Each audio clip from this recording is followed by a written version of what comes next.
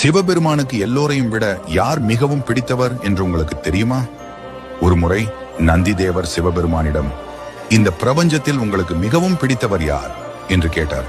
அதற்கு சிவன், நந்தி, நீயே சொல் என்றார். பார்வதி தேவி, கார்த்திகேயன், விநாயகர், ஏன் தன்னையும் சேர்த்து பல பெயர்களை நந்தி சொன்னார். ஆனால் சிவன் அனைத்திற்கும் இல்லை என்றே பதிலளித்தார். கடைசியில் நந்தி வருத்தத்துடன், யார் சுவாமி, எனக்கு தெரியவில்லை, நீங்களே சொல்லுங்கள் என்று கேட்டார்.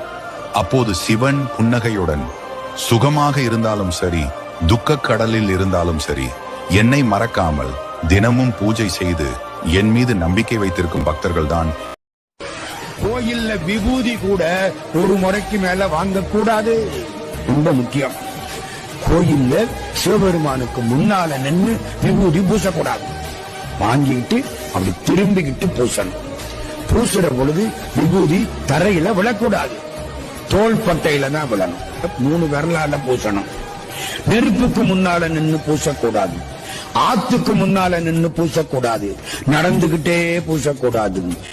நெத்தியில இந்த 3 விரல் அப்படியே திருநீரை எடுத்து வானத்தை பார்த்து நமச்சிவாய வாழ்க நாதன் தாள் வாழ்கன்னு சொல்லும் போது நெத்தியில திருநீர் பூசினால் அவர் நெஞ்சில ஈசன் இருக்கிறார் அப்படின்னு. ருத்ராட்சம் அணிந்தால் ஒருவன் சிவனுக்கு நிகராகிறான். அது வெறும் மணிகள் அல்ல.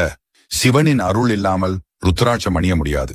தலையில் அணிந்தால் கோடி புண்ணியம், காதுகளில் அணிந்தால் 10 கோடி புண்ணியம், கழுத்தில் அணிந்தால் 100 கோடி புண்ணியம், கைகளில் அணிந்தால் 1,00,000 கோடி புண்ணியம், இடுப்பில் அணிந்தால் நேரடி மோட்சம். ருத்ராட்சம் அணிந்தவர்களை தேவர்களே சிவனுக்கு நிகராக வணங்குகிறார்கள். அதை அணிபவன் பிறவி பிணிகளில் இருந்து விடுபட்டு மோட்சம் அடைவான். நீங்கள் ருத்ராட்சம் அணிந்திருக்கிறீர்களா? சிவனுக்கு உகந்த நாள் எது தெரியுமா? திங்கட்கிழமையே சிவனுக்கு உகந்த நாளாகும். இது சோமவாரம் என்றும் அழைக்கப்படுகிறது. மேலும் இந்த நாளில் சிவபெருமானை வழிபட்டால் உங்களுக்கு சிறப்பான நாளாக அமையும். இந்த நாளில் சிவபெருமானை வழிபடுவதன் மூலம் பக்தர்கள் வாழ்வில் அமைதி, மகிழ்ச்சி மற்றும் செழிப்பு பெறுவார்கள் என்று நம்பப்படுகிறது. திங்கட்கிழமை சிவபெருமானுக்கு உகந்தது நாளானதற்கு பல காரணங்கள் உள்ளன. முதலாவதாக, சிவபெருமானின் தலையில் இருக்கும் சந்திரனின் பெயரான சோமா என்பதிலிருந்து சோமவாரம் என்ற பெயர் வந்தது. இரண்டாவதாக, சிவபெருமான் திங்கட்கிழமைதான் பார்வதி தேவியை மணந்தார் என்றும் புராணங்களில் கூறப்படுகிறது.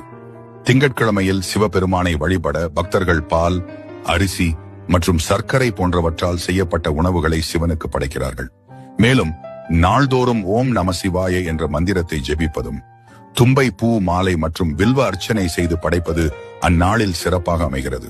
இதன் மூலம் உங்கள் வாழ்க்கையில் துன்பங்கள் நீங்கி சந்தோஷமாக இருப்பீர்கள். நீ பார்த்த உறவுகளும் நீ சேர்த்த செல்வமும் உன்னை கைவிடும் பொழுது சிவ சிவ என்று சொல்லிப்பார். கை கொடுக்க ஓடி வருவேன்,